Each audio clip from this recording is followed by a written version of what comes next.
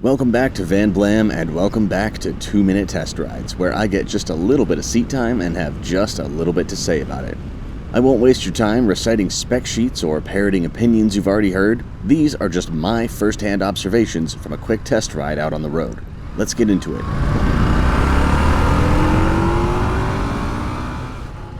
Indian Motorcycle does demo days better than any other manufacturer. They bring a truck full of bikes to one of their dealerships, in this case Motorcycles of Dulles in Dulles, Virginia, and let prospective buyers pick whichever one they want and take it out for a spin, totally unsupervised.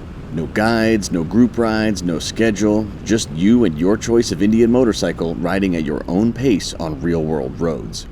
The route they recommended following on this day was a generous 15-mile loop, which they had pre-marked with flags at all the turns to help you stay on course. Is this where they wanted me to go? They said there would be yellow flags. Yes, there it is, yellow arrow. I hugely respect and appreciate the level of trust Indian shows in doing it this way. I rode 3 2025 models on this demo day: the Super Scout, the 101 Scout, and the Chief Bobber Dark Horse. Here are my thoughts on the Super Scout. The Scout family is defined by the quasi-modern styling, high-revving 1250cc V-twin motor, and its approachable size relative to other American cruisers. The Super Scout in particular is meant to be sort of the luxury trim within the Scout range, offering more creature comforts as standard than any of its siblings, as well as some classy styling touches like glossy paint, chrome trim, and a standout feature that drew me to the Super Scout over all the others: these big, fat, spoked wheels.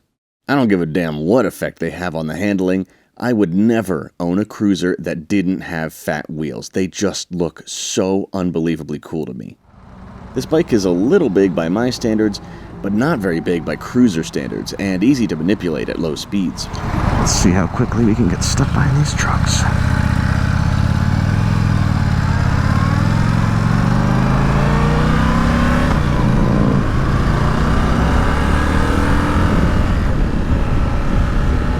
That motor, which Indian Motorcycle call the Speed Plus, is much more rev-happy than the air-cooled V-twins you typically find in American cruisers. Prior to this ride, I had had the impression that this thing was a real bruiser, a torque monster, but in reality it felt like most of its 105 ponies lived north of 6,000 RPM. Anything more than a commuting pace demanded a heavier throttle hand than I expected. Alright, let's go.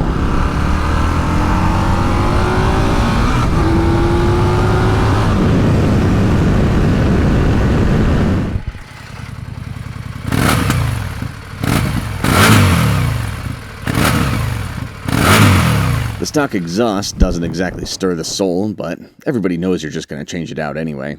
If it were me, I'd be looking for an aftermarket option that doesn't get quite so hot behind my right knee. Radiators go. Oh no, it's the exhaust, of course. That's why my leg's so hot. Out on the open road with the Super Scout, life is pretty good.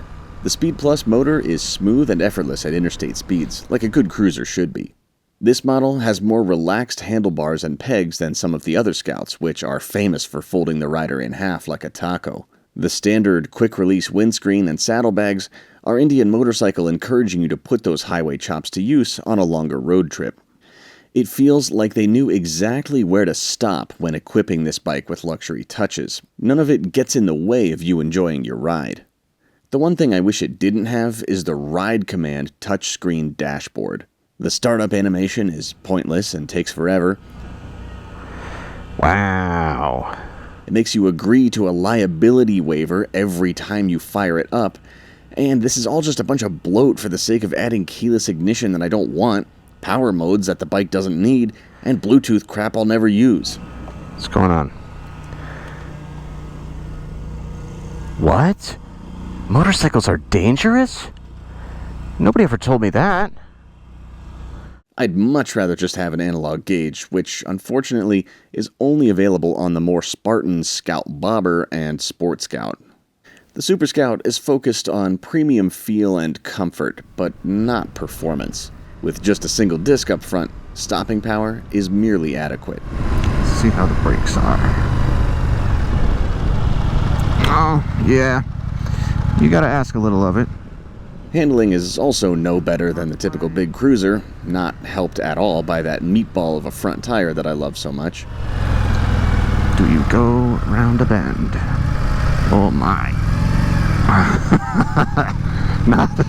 Not exactly confidence inspiring. We'll try another one. To the Super Scout's credit, I did not manage to drag a foot peg.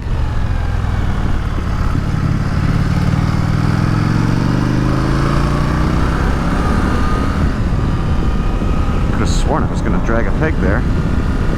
Further along in the ride, I found myself growing even more surprised at how out of reach the horsepower is on this bike. It's like, not only did they pack all the power at the top end, you need a lot of time and space to even approach that 9,000 RPM red line. The rev-hungry motor and long legs seem to be working against each other.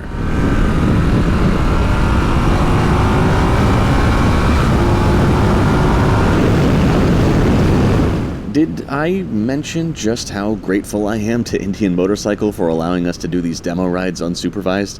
Seriously, if you go to one of these events, please ride responsibly. Let's keep a good thing going. All in all, I do quite like the Super Scout, and it may be my favorite model in the Scout family. It's really good looking, with a nice blend of modern and retro, and it's very nicely equipped as long as performance isn't your main objective. Most importantly, it made me feel inspired to keep riding it.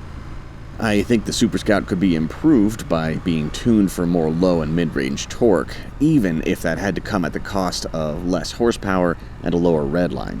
I also wish the analog dash was available on the Super Scout, as the ride command is just so lame. If I owned one of these, I'd quick detach that windscreen and never touch it again, find myself some mid-mounted foot pegs, and throw on the shortest exhaust I could without being too loud. As of this recording, a 2025 model like this one is available from Motorcycles of Dulles for about 15 to 16 grand, which I will say is a hard sell relative to the 2026 Triumph Speedmaster, which is slightly cheaper and has better safety features. Then again, the Speedmaster doesn't come standard with bags and a screen. I don't know. Which would you pick? Let me know what you think of the Super Scout in the comments below. I know this 2-minute test ride has been a lot longer than 2 minutes, but that's because this was longer than the typical test ride. Next time, I'll be talking about this bike's performance-focused sibling, the 101 Scout. Ride safe, and I'll see you then. Thanks for watching.